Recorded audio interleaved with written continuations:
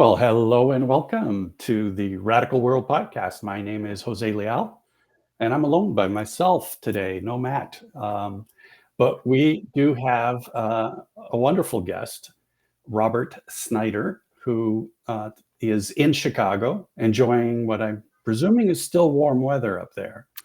Yes, surprisingly summerish. It is cold down here. I don't know what happened. We got down into the 60s all of a sudden. Um, Yesterday we went for a walk and it was like, whoa, like what happened? So fall has struck the San Francisco Bay Area, but I know my partner's brother lives there still. She was born there in Chicago, and he tells me he's still riding the boat on Lake Michigan. So it sounds like you guys are still enjoying that late summer feel. How are you doing today, Robert? I'm doing great. Excited for our conversation, and just optimistic about where things are headed. And I'm delighted that over the last couple of weeks I was able to see a few of your episodes, and I'm delighted to be invited and be here. Well, thank you.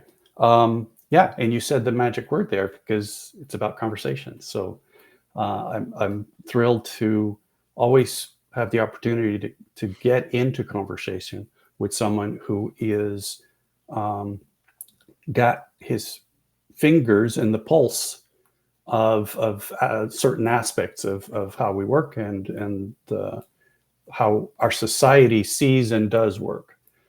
So before we do that, why don't you tell us why we should be listening to you? Like who the heck are you, and why do I think that you're someone we should be talking to? Jose, because I am cross pollinating like nobody's business. When we have these casual conversations, casual remarks about the performing arts, these metaphors, it's as if you give me an inch and I'm taking a mile. So when we say things like, "Hey, are we singing from the same hymnal? Are we in sync? Oh, let's wing it. Let's improvise." I'm really taking those metaphors to the performing arts, and metaphors that raise our discipline and raise our empathy in teamwork. I'm putting it down on paper, crystallizing it, making it as coherent and as succinct as I can, so it's readable, it's digestible, hopefully inspiring, because I believe that the arena of innovation teamwork has so much to learn from the other arenas of life and collaboration and human activity. Our time is precious. We need to learn from these other disciplines to improve innovation teamwork because the status quo is far from acceptable.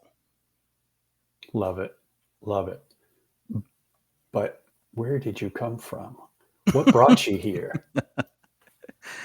Um, okay, so I feel like you're kind of asking me an origin story. There's a few different versions. The shortest version is that over the last 10 years, I slowly started to conclude, wow, I have a unique perspective. Um, Not enough companies are learning from these other disciplines, such as operations, supply chain, good old fashioned documentation, rhythm, symphony. And I attended a webinar in 2018. It was a Northwestern University alumni webinar entitled, "Do You Have a Book in You?" Subtitled, "You Can't Take It With You." When we hear that phrase, "you can't take it with you," often we think of money, Right. and that's a legacy that we can leave. And I love that again. These two young female authors cross pollinated, right? They took that analogy of you can't take it with you, and instead of talking about money, they were talking about their audience's wisdom. And so I interpreted them literally. I took it as a call to action, and I said, you know what? I do have a unique enough perspective, even if I'm wrong, someone will piggyback some fraction of whatever I put on paper, and they will be able to build upon it, pay it forward, play yes and. So that's where I came from. Was after a 30-year career, um, I And started drawing some conclusions about the unacceptable status quo. What was your career in? So any role, just about any role that you can imagine in IT, I've had it. Programmer, database analyst, business analyst, tester, trainer, project manager, change manager, risk manager, PMO, business PMO. I've been on the consulting side. I've been on the client side. I have PMP and Agile certifications. Um, so I feel I've had a well-rounded view of the disciplines, the perspectives, the formalities, the informalities, what's healthy and what's not healthy. I feel like I've been a good student of the innovation world. Um, and again, I'm cross pollinating like nobody else. So you got to a point where you started writing books and you had all these years of experience. And what was it that you needed to say?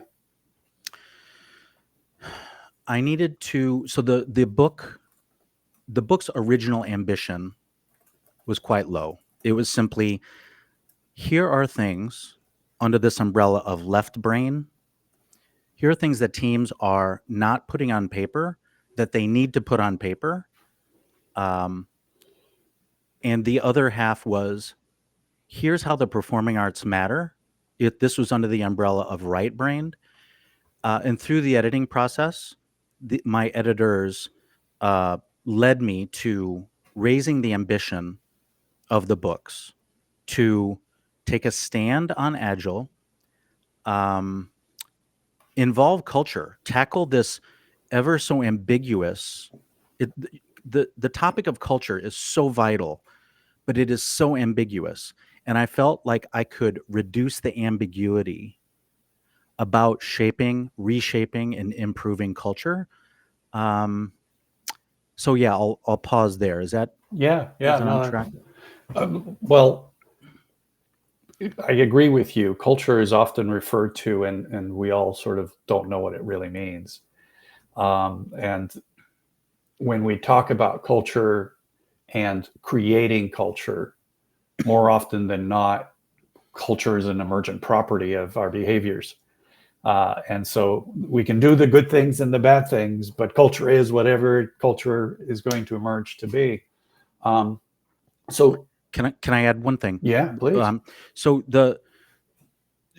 I had to come up with something structured and clean for the books, and the left brain and right brained um, metaphors were not working for my editor. He pointed out, you mentioned left brain and right brain like 4 times in the whole book.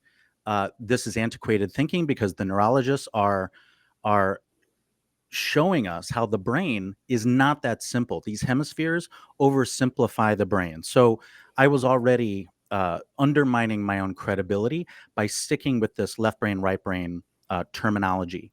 So where I landed instead were the terms discipline and empathy. And in the subtitle of my first book, there's the term ruthless grace. Discipline on steroids is ruthlessness, intended in a positive uh, way. And empathy on steroids, I call grace. That's where I get this phrase, ruthless grace. So what I'm trying to do is show companies how to raise their discipline and raise their empathy. My favorite and shortest definition of culture are the 2 words shared habits. So one cornerstone of my books and of my material is the shared habit of a framework that I call the 5 verbs. The short description of it is that this framework, the 5 verbs, reimagines a well-known common framework I call the 4 adjectives. And these 4 adjectives are also known as the RACI matrix, RACI. Adjectives. There's a form of speech in the English language that conveys action. And the form of speech is not an adjective. The form of speech is a verb. So why companies continue to use 4 adjectives, the RACI matrix, to try to govern their work, I would encourage companies to rethink, why do you continue to apply this false sense of governance? called the RACI matrix. The RACI matrix has been around for 20 years. It is not solving your biggest problems. It is time to rethink the RACI matrix. And what I'm asking is, instead of governing with 4 adjectives, consider governing with 5 verbs. So I haven't even said what those 5 verbs are. But again, Jose, I'll pause. Am I making sense? No, not at all. I have no idea what you're talking about. Just kidding. Just kidding. Um, Actually, there's a question. So empathetic ruthlessness is the question, thanks to Ben. Yes, thank you, Ben. And maybe you can dig a little deeper on that for Ben and for myself, because I think I understand it, but I really want to hear a little bit more about what it means to you in a deeper way. All right. So there's a playful semantic thing here that is worth dipping into. Jose, you mentioned, you said the word deeper. At least let me get the superficial thing out, and then let's explore if I've got something deeper here. 20 years ago, in my dating life, I had to explain to a certain friend that it would be a bad idea if we dated. And this conversation about why we shouldn't date was about 8 hours long. And at the end of this conversation, she said to me, "Wow, you are ruthlessly compassionate." Because I had exhibited such a strong backbone, but had so much patience and perseverance in this conversation. So that term, ruthlessly compassionate, stuck with me. And years later, we joked about that conversation, and we had the semantic wordplay where we switched the 2 words. And I said, it's better than being compassionately ruthless, as if I'm smiling with like a knife behind my back. I would rather be ruthlessly compassionate. There's a time and place for the word compassionate in the workplace. The closest term that I think is already accepted in the workplace is the word empathy. It's close enough to what I'm aiming for. So that's why I sequence those words in the way I do: ruthless grace, ruthless compassion, ruthless empathy. Let's know where our teams need to be forgiving and where we need to be unforgiving. And you talk about the fact that you were sort of trying to tie them to these 2 parts of the brain. As we know, it's not actually as simple as that. But the idea that there are parts of us that are about logic and rigidity and being able to look at things dispassionately, if you will. Pragmatism, right. And then there are parts of us that are about feeling into it and being empathetic, being in touch with and in relationship with one another, not simply detached. And you're talking about these 2 things in recognition that they both need to exist in us. And very often we say, well, that's bad and that's good, or vice versa, right? Like that there is this, we have to lead dispassionately. It's about the data, it's about the numbers, right? We've heard that before. I'm sure you have. I certainly have. Probably have said it once or twice. And at the same time, there are people who say, well, it's all about being empathetic, and I think I'm hearing you say it's both. Yeah, and my attempt to put it in business speak, I've landed on the words discipline and empathy. I hope that most innovators agree with me that their team needs more discipline and their team needs more empathy. And if and when someone disagrees, then I just want them to own it. Own your level of discipline, own your level of empathy, and don't hide from it. Just own it. You are what you are. And that's one of my things. When I was in leadership at an organization, I was the empathetic one, right? And I had a really tough time Are you familiar with DISC at all? Yeah. So 250 newspaper publishers up in Canada. We're in a big meeting. It's a week-long thing, and they do the disc for all of the managers that had never been done for the team. And there were two people that were green, myself and the HR person, head of HR for the organization, and I was shocked because I was always running into conflict with all of the publishers and the CFOs and everybody else who was blue and red. And so I was saying, but we need to take care of these people. And they were like, yeah, well, give me the facts, get the hell out of here, right? So I know that very often people like myself find it difficult in the C-suite arena because more often than not, they are they lean blue or red, using the disc colors, right? Where it's more about that data mindset, that rigidity, that keep things about the facts, and we don't need feelings in this. So when you talk to organizations, how do they feel about that blending of the two, and the understanding that you have to do both? The general reactions to my material are positive. Everyone I'm talking to generally agrees they need more discipline, they need more empathy. There's blending, uh, and sometimes discipline is empathetic, and vice versa. Being empathetic is the disciplined thing to do. Uh, so in general, it's an overwhelmingly positive reaction to those terms. Now, where my audiences are skeptical is because they are tethered to the frameworks that they've been taught, that they've Right. been told are the standard, the gold standard. And I am obviously pushing back about what is sacred.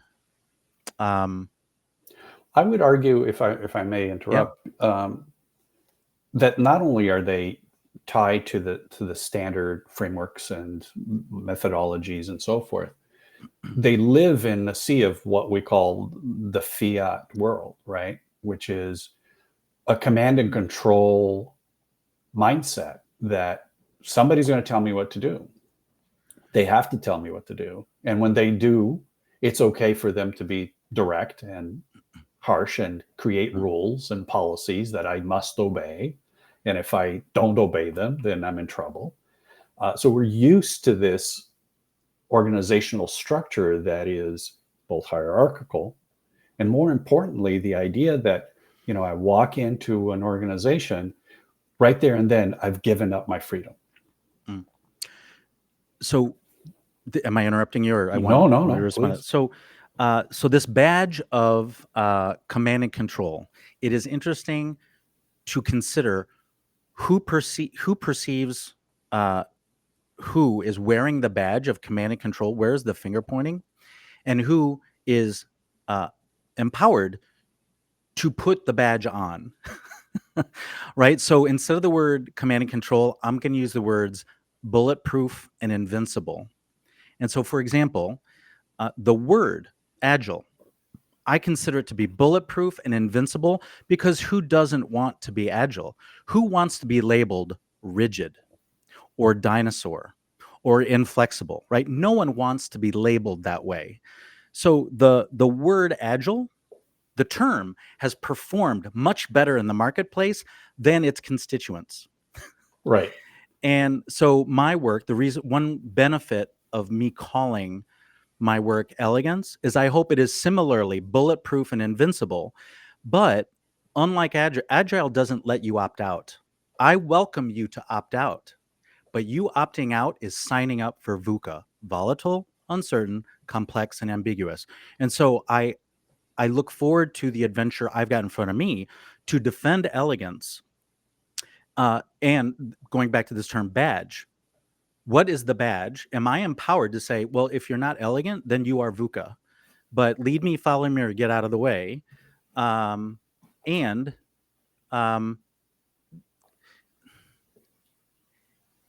nothing will change until the status quo is more painful than the transition.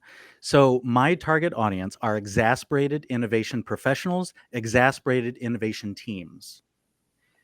I think there are a lot of them, but there are some folks who, untethering themselves from Agile would make their head explode. I get it. Someone's got to be last. There is an S curve of adoption here, and I'm here in the year 2024. I am still targeting early adopters, and those folks they are sufficiently experienced and sufficiently exasperated with the software centricity of waterfall, agile, and hybrid that they're willing to try something new, and they're willing to look outside the discipline of IT. I think it's an Einstein quote, right? We cannot solve our problems from inside the source. That's what we've got to look outside. So yes, let's look outside. And for those who feel that Agile is people-centric, I would ask you, start reading from the start of the Agile Manifesto. It doesn't say we are uncovering better ways of teamwork. It says working software. And then X number of lines down under principle, at some point it starts Page talking 2. about people. But I'm sorry, you can't, when the first sentence of your manifesto includes the words working software, better ways of working software developing software, you cannot plant your flag on we are about people. So we've gone 5 different ways here. So I really want to get back to a couple of things that I think I'd love to talk about. So yes, we want to talk about VUCA because that is the topic we chose to talk about. But you sort of went and did a little of a switcheroo on me there with the agile term when I was talking about command and control. So let me see if I can try to grasp those 2 pieces, because for me, command and control is a shorthand for a world of domination. And most people feel a sense of freedom within their private lives, but not so much freedom within their work lives, right? And I perceive, working with developers day in and day out, that what makes them unhappy is that they can't go about doing their work the way they feel they would do. Not that they have the answers, but they feel they would do better if they weren't dictated to, regulated and controlled in the way that they are. And sometimes that's because of a PMO, sometimes that's because of the organizational structure, sometimes that's the marketing department, whatever it is, the product owners and so forth. But whatever it is, there's this conflict and there's this inefficiency of development very often that comes from that conflict. Is that fair? Yeah. I can respond, but you're still mid-thought, aren't you? Yeah, I am. And so Keep I just going. want to know. I'm with you. And so for me, the VUCA world, just to put all these pieces together here, is about recognizing that things are very dynamic. All of life is dynamic. And as a dynamic system, the more rigidity we put in place and we pretend that it is not a dynamic system, then the dynamism of nature, the dynamism of life smacks us in the face, because we've been lying to ourselves all along that, the project plan is really the project plan and it's going to work out just as we said it would. And we're going to have these timelines and they're going to work out just as we said it would. And we have this deadline and we're going to hit that deadline. And we have this thing that's going to get done when we say it's going to get done. which of course rarely does it actually happen. So to me, VUCA is really life, and our lives have become complicated by the scale of our technologies, of our systems, of our society. And the way that we often work in our organizations and the way our organizations are structured are very often about not recognizing that dynamism that is life. Is that a fair way to characterize Uh, that? yes, I follow what you're saying. I'm dying to respond. Bring it on, man. Bring it on. So, my shortest answer is I believe VUCA is a license for low expectations. Within your VUCA is company, what kind of expectations do you want to set for your team? On the topic of rigidity, well, do you want to respond to that or should I keep going? Okay. keep going. So I'm a dance instructor and I only teach beginner Latin dance, salsa, bachata, all that stuff. And I distinguish for my students the difference between mechanics and style. And if you're a musician, there's a difference between technique and expression. Mm-hmm. So there's something called muscle memory. Muscle memory is a form of automation. You know what it also is? It's a form of rigidity. Because if I'm doing a salsa step, there's salsa on one, and it's understood, and sorry, but it's kind of rigid. And if I'm doing a bachata step, there's a certain step and a tap. And if I'm dancing cha-cha, there are certain expectations of the mechanics. If I'm playing violin, there are certain things about the technique of playing the violin or the saxophone or singing and posture of. So again, I'm going to lean on the performing arts to help us stratify what are mechanics versus style. Mechanics says we have a common language, we have common expectations, and there's a boundary between mechanics and style because I, as a dance instructor, I'm not going to encroach on my students' style. And that's where I encourage them to take from me in this dance lesson only the mechanics. I'm recognizing where I'm strong for my students and where I am not strong. What is my expertise and what are healthy boundaries of leadership? And so I'm not going to apologize for muscle memory because even if it's perceived as rigidity, it is also simple, right? There's a message that we often hear is simplify, simplify, simplify. Well, once you simplify certain teamwork, you can automate it and you can code it. But the other extreme of, well, it's just VUCA, well, then at its absurd end, logical end, why even code? Because code is pretty rigid. And so at what point does your team, like where on this spectrum of expectations, do you want to set high expectations? Do you want to set low expectations? What work is mandatory? What is optional? And what is improvised? And it's valuable for teams to stratify those three things. What is muscle memory? What is style? What is technique? What is expression? What is mandatory? What is optional? What is improvised? And when we teach our students, our followers, our teams, our colleagues, the difference between that, then we can reduce this friction, reduce the friction and just have better understanding, respect, boundaries. And as soon as we clarify these sorts of things for each other, now we have a license for high expectations. And that's really what I'm aiming for, is I'm trying to convince companies that a license for low expectations, it's not a fun place to work. It's not a profitable place to work.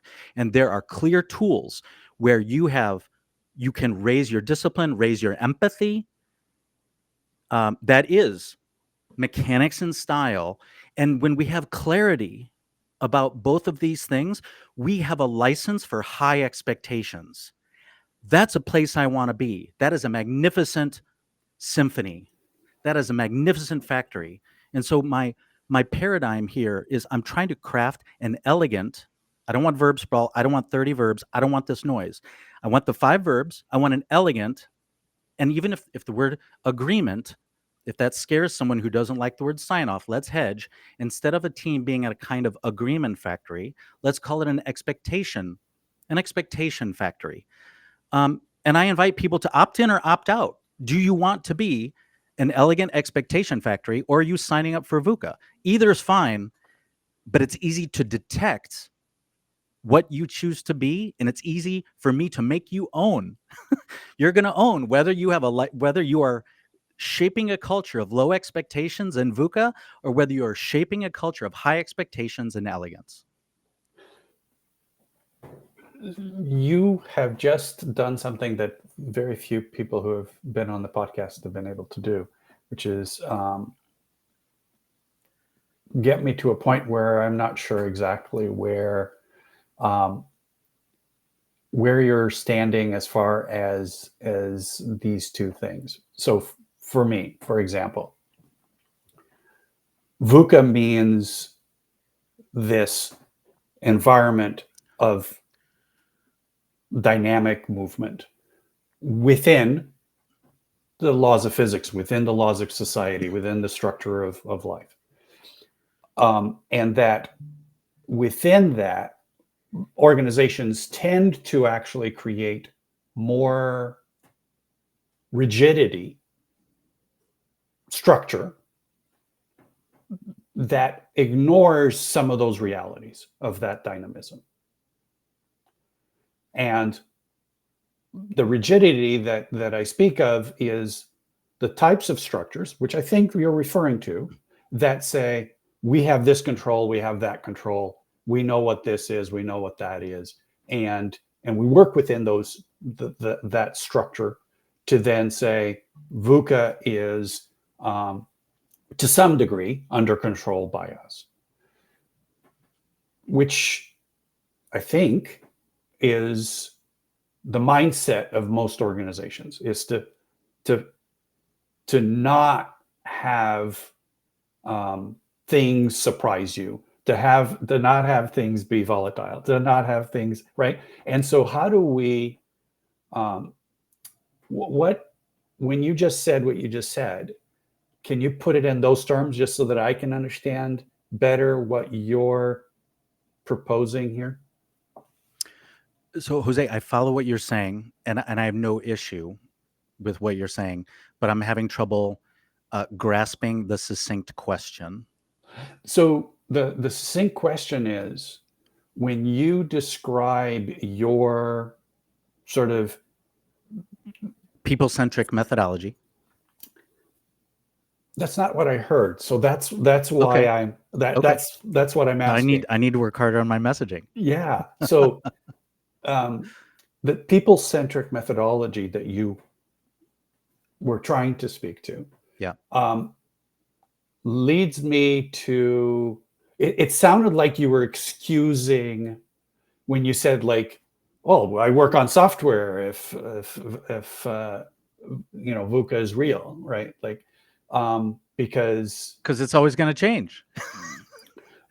right, everything is dynamic, and there are places where we lay constraints in everything we do, right? Every human being could do everything, just about, right? But we know that we shouldn't slap each other. We know that we shouldn't kill each other. We know all of these things, and so there are certain expectations, certain behavioral things that we do for each other. Yeah. And in an organization, those expectations are much more defined and more rigid than in our daily lives, right? Yeah.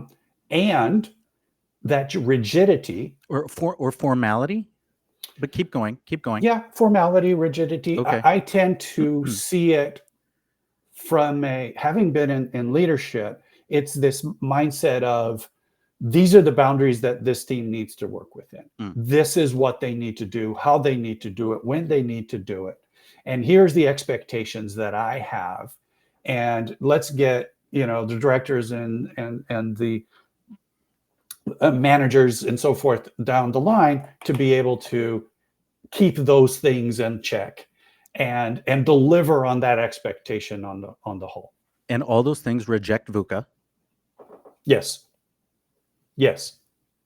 And and for the most part, don't recognize that these folks are human beings that are seeing things for themselves and are detecting and sensing that things aren't exactly as what was expected or defined or whatever, and saying, well, this can't be done in that time frame. This can't be done in that way. This is the wrong answer to this problem. There's a different problem than that somebody else has defined. That's the reality that I sense in the specifically in the development space. And so I'm not sure what you're describing is the answer to that, the antidote to that. So, so two-way listening is critical. Two-way accountability is critical. And these culture you cannot shape a culture of two-way accountability, two-way listening. You cannot simply shape that culture through talk, meetings, and emails.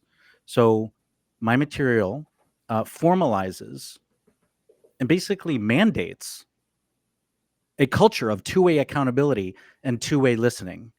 So I think that what you're concerned about is one-way accountability or one-way listening. So am I tracking?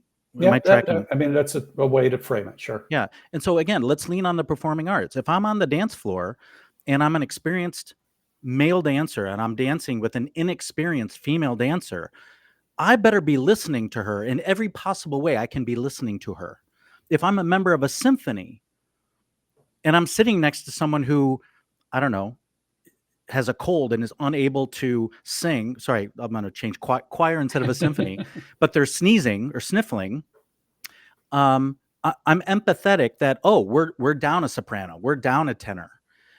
So again, these metaphors of the performing arts, the metaphor of this expectation factory is highly empathetic about what's going on next to you. So I don't care about your seniority level. You need to be listening to people around you. You need to be attentive. And on another dance trait is elasticity, right? You cannot be rigid on the dance floor and you cannot be a noodle. You need to balance the muscle tone of your dance partner. It's the same thing in our teams. What does elastic mean? It doesn't mean noodle. It doesn't mean nailing cello to the wall. There's a point of diminishing returns with this word dynamic, because at its logical, extreme, absurd end, it's called chaos. So I liked your framework about there's a place for dynamics and style and creativity and ingenuity and strategy and customer empathy. But is it structureless? No, it isn't actually. And that was going to lead me to the question about self-management, because we haven't talked about that. And we actually call it co-management. And I suspect we're not going to get to the other topic that we like to talk about, which is co-ownership. But I don't think that's an area of work for you. And so I'm going to make that assumption at least. And so the question then about self or co-management is, how do you feel about the idea that the technology teams that you deal with, the technology departments and so forth, are bound within this organization where they tend to work in a more, let's say, agile way or self-managed way, co-managed way, but the organization tends not to be. And so how do you see that? Is that true, first of all? And well, so my mind wanders to two words: accountable. Who am I accountable to, or am I orphaned? Just how tethered am I? Do I have a license to be orphaned? How entrepreneurial do I get to be? How much creativity do I get to have? Am I tracking to your question? Yeah. Please. So I believe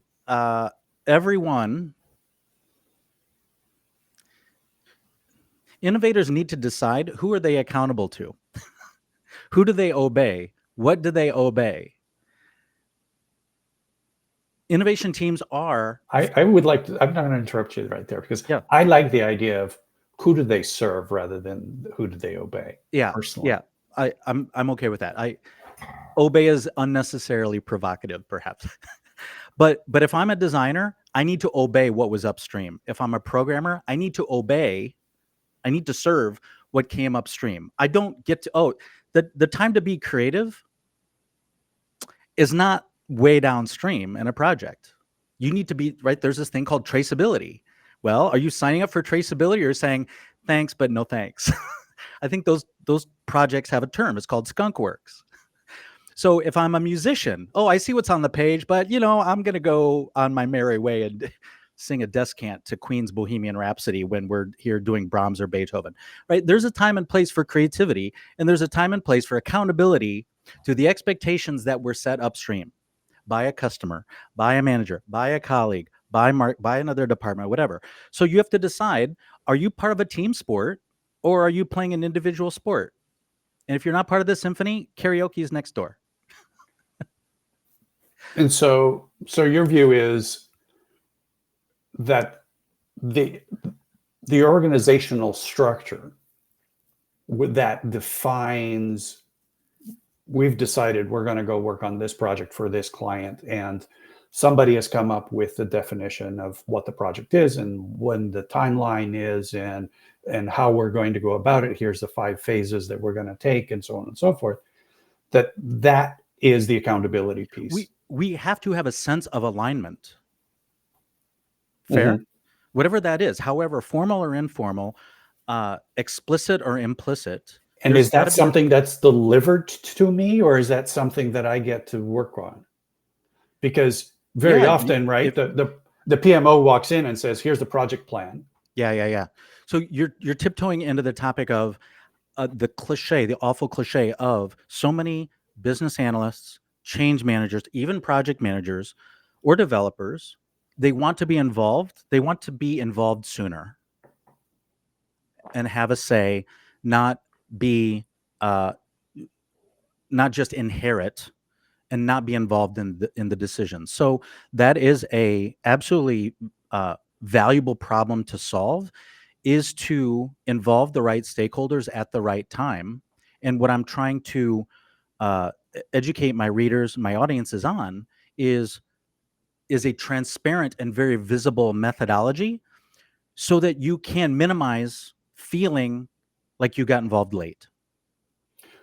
But is the minimization because you've got fed some information, or is it because you actually got involved early enough to be a part of that conversation? I'm starting to lose track. Maybe I put too many metaphors. I'm losing track of where to go. Well, so it's sounding to me, when I say co-management, what I mean is that every individual has something to say, can have something to say about the design of a project. Let's say design of a project is what we're talking about, okay? And by that I mean what we're going to do, how we're going to do it, when we're going to do it, all that good stuff, right? Yeah, we're in the project charter. And so now we define together as a team, and as a team meaning everybody, that yes, this is a good project. Yes, we're going to go build this project in this way, and so on and so forth. And then, yes, later on, I was part of that. It felt right at the time. Maybe now it doesn't feel right, and we need to adjust. Yeah. But I don't feel like somebody dumped it over the wall and told me this is what it's going to be, and I didn't have any say. I didn't have the opportunity to be part of that process. Yeah. Love that. And so for me, that is an organization-wide view. That's what radical organization, a radical company is about, is this idea that fundamentally everybody has to have the right, not be forced, but have the right to be involved in any of these, at the beginning of these projects, at the engagement with clients, at the engagement and with different departments, that everybody is able to walk in and say, here's what I think about this, right? And here's how I want to be involved in this, and here's how I don't want to be involved in this. And if we're going to go down this path, I don't want to be doing that, but I do want to be doing that at an early enough stage so that it's not like, well, somebody's already decided and now you're just not complying. Yeah. Okay. So 3 responses. I believe there is an important distinction between bang the table leadership and set the table leadership. There's a time for both. And so what you're encouraging is set the table leadership. Love that. Secondly, I love the phrase, people will get their say even if they don't get their way. So I've worked on projects. The most recent example is in the Salesforce ecosystem. My employer was a large enough company where we had different lines of business. We had insurance, financial services, healthcare, government, and more. And it was always interesting to try to optimize across our lines of business. For example, healthcare had really unique requirements that often caused it to be the fly in the ointment and hinder alignment because our healthcare vertical had unique needs and demands. And that was a never-ending struggle. When healthcare is going to get their say, and often they got their way, but those are 2 different things. And so the reason I bring this up is that co-management, okay, but I like the idea of a tiebreaker because all these verticals reported up to a chief revenue officer, chief operating officer, or whatever, and their responsibility is to optimize globally across the lines of business and to minimize optimizing locally, right? We can talk about silos, bureaucracy, right? So exactly where my mind goes when you describe that in that way. And so silos and bureaucracy tiptoe into speed and quality, because if we're siloed, we jeopardize quality. And if we're bureaucratic, we have too many cooks in the kitchen, then we jeopardize speed, right? So we need to just be attentive and elastic to, and avoid both extremes. And the approximate Goldilocks level is often good enough, and precision oftentimes is less important. So in this concept of co-management, I do want to add the word tiebreaker, because all these decisions, I like the idea of having a built-in micro escalation point. We need to anticipate different brains, different smart people in our organization. We need to anticipate that they're going to disagree. We need to minimize the chance that they demonize or degrade each other. Disagreeing is okay. Demonizing, not okay. Task conflict is okay. Personality conflict is not okay. Boxing ring of ideas, awesome. Boxing ring of people, right? And so this is another subtle benefit of the 5 verbs framework that designates a tiebreaker, designates our micro escalation point, and a sponsor that says this work is worth putting on paper. This is not overkill to put this decision on paper. And now that it's on paper, we reduce the cost and we improve the safety to change our mind. It's important to enable pivoting where our most important stakeholder is the future version of our team 6 or 12 months from now. Let's make it easy for our team 6 to 12 months from now to change their mind. I believe that's a awesome cultural benefit, but it is an unsung benefit of documentation. So I think I wanted to end on that point about, yes, co-management, but there's value in a tiebreaker.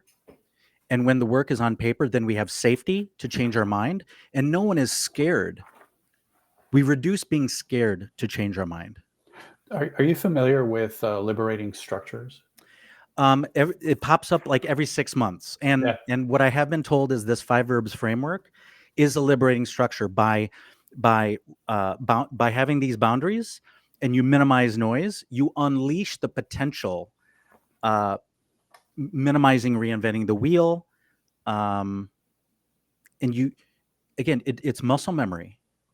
These structures can be a form of muscle memory, a form of automation. And now where does our brain power go? To what's creative, what's strategic, what is empathetic. What is mischievous? What is fun? The reason I bring up liberating structures is because Henri, who's one of the co-founders of it, loves to say that everybody gets excited about the liberating, right? Which is involve people, get everybody. It's about bringing everybody to the table and not being imposing of decisions, right? I've made the decisions. I'm the decision maker. But more importantly, it's about the structures. It is structures that offer liberation. It's not about liberation without structure, right? Minimizing noise, maximizing productivity, and having clarity. Oh, Of now what? you've just said a word that scares me. Uh-oh. But go ahead, finish what you're saying. That clarifies what is productivity versus what is activity. A fun, lighthearted example is a swimmer. If I'm an Olympic swimmer, what is productivity? Distance across the pool. What is activity? Strokes and breaths. Don't starve yourself of air, and don't expect to get across the pool with one stroke. Take the strokes you need, take the breaths you need as a swimmer to get the job done. But what is the job? What qualifies as productivity is getting across the pool. And so it's similar in our teams. What is activity? Meetings and emails. So, and productivity is the agreement. Go ahead. And productivity, to me, very often in our organizations, is actually a distraction from the reality. Say that again. Productivity is a distraction from the reality. Yeah. We often say, are you being productive? Are we being productive? We're outputting stuff. Yes, stuff is getting done. We're being productive. But we're not making the impact that we should be making. Then those teams are not aligned about what qualifies as productivity versus what is activity. Necessary, but it's activity. But I interrupted. Go ahead. Yeah, no, it's not so much about, and I appreciate your distinction between activity and productivity, because I often see those two things very much confused. But I'm referring to our focus on productivity, when in reality we should be focusing on impact. What is it that we're doing, and is it the right things to do?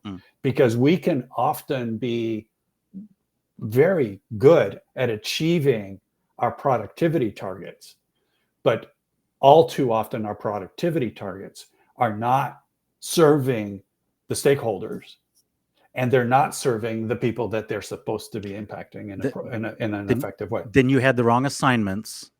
Exactly. And the wrong products and the wrong organization and all those kinds of things. So for us, and this conversation with Radical World, it's important to distinguish the work that you're doing, which is to humanize, my terminology here, to humanize the way that we see work as a process of human collaboration, not a process of technical functions, right? And so that, to me, is a huge step in the direction of a radical world. But from our perspective, we still are missing the piece of, are we doing this in a collaborative way? Is it co-managed? And at organization scale, not simply at team scale, right? And is it co-owned, which is not a topic for today, but we're running out of time. We've run out of time. But it is a conversation around, we talk about the CIO, the CEO, and the VP of this and the VP of that. Those are structures of people who don't have that have some skin in the game, whereas the people that they're leading don't have skin in the game, right? They're, for the most part, not co-owners of the organizations, and don't have the say in those organizations about how we're doing it and how we're not doing and what we are doing.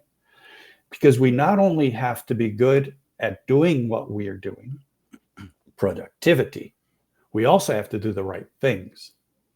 And most organizations today, down here in the Valley, right, Silicon Valley, and a lot of the organizations around here and a lot of the people that I know that work in these organizations, their issue isn't just how we do it and are we being efficient enough.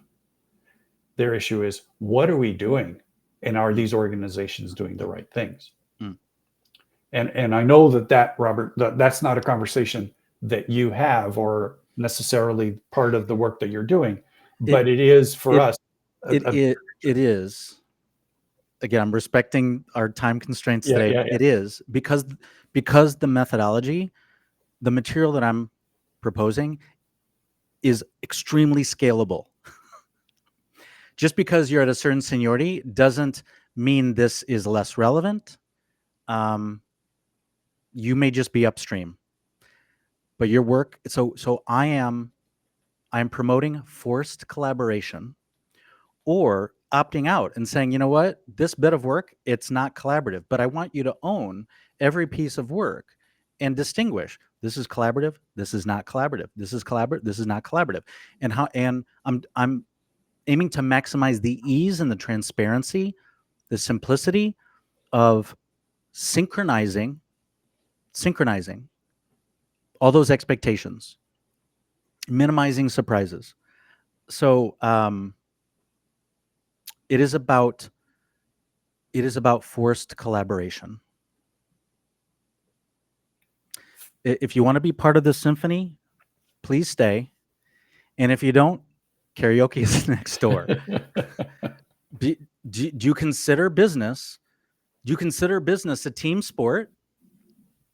Then you must operate within a symphony, and you must imitate it. If your project plan doesn't imitate a symphony, you sound terrible. And that, but pick your metaphor, right? Pick your verbs, right? And then in our view of it, which is not dissimilar from what you just said, as an organization, we assemble ourselves as that symphony. So it's not at the project level that we decide, or at the team level that we decide whether to be in the symphony or not. That's already down the line. The organization is that symphony or not. And if you want to be in the organization, fine. If you don't want to be in the organization, fine. But it's at the organization level that we make that question, are we in collaboration or not? Right? And that's different because today's organizations aren't structured that way. But that's what we're exploring and advocating, is an organization that is collaborative from day one and at scale, meaning within all corners of the organization, there is a collaboration ethos and an understanding that I can work on these projects, work with these clients from a collaborative standpoint from day one, not because I work in this department of 5, we're agile, but over there they're not, and over there they're not, and above me they're not, right? That symphony sounds terrible. Exactly. And that's, I think, the world today, right? Yeah. Are we ready for a closing statement? Can I try to tie this up in a bow? And please, I would love a closing statement because it's been fun. Thank you. Thank you. I've enjoyed this conversation as well. We kind of subtitled this "Solving VUCA," and I would ask your audience, your community, don't surrender to VUCA. I am clearly obsessed with solving VUCA. And if you believe these metaphors and the mechanics and the money profile and the job market and our mental health, if you have enough faith in this ambition to convert communication traffic jams to communication symphonies, please get in touch, because that is what I'm doing, is I'm converting these frustration factories to elegant expectation factories. And if I don't succeed, someone will come after me, and they will. Because the money, dictates it. You can ignore the laws of gravity. The laws of gravity do not ignore you. Your company may be in meeting hell, meeting gridlock. You can ignore the laws of marginal cost, but the laws of marginal cost do not ignore you. So if not now, it's coming. Low marginal cost is coming for you, even if it's not me. But look me up. I hope they do. I hope they do. And I hope that you can find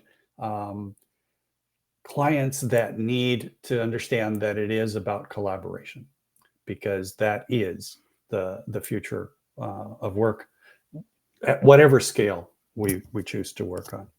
Thank you, Robert, for You that too. and for the work. I would like to announce tomorrow's guest, which is Jevin McCormick, board member of Conscious Capitalism. And I'm looking forward to that because I have a colleague who's worked with him in at Conscious Capitalism, and I've never had the opportunity to meet him. So looking forward to that. Again, Robert, thank you so much for today and for this conversation. And off the air, I'd love to have some follow-up conversations, because I, to be honest, found it a little difficult to follow some of your terminology, and would like to.